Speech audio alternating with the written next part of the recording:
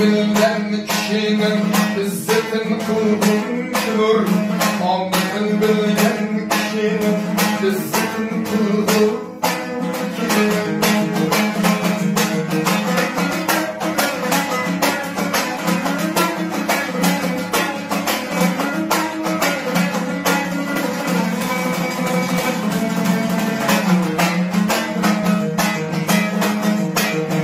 Hey anadın bizgi sen kalgan uluqladın nişan.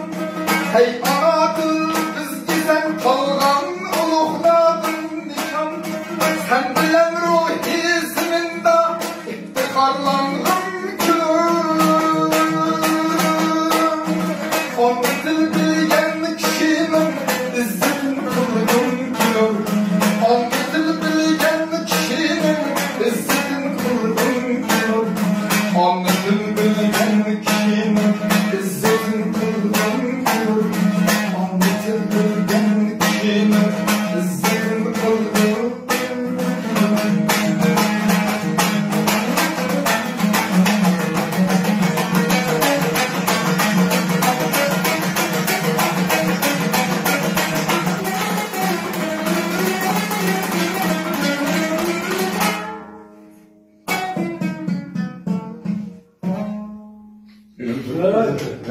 Evet.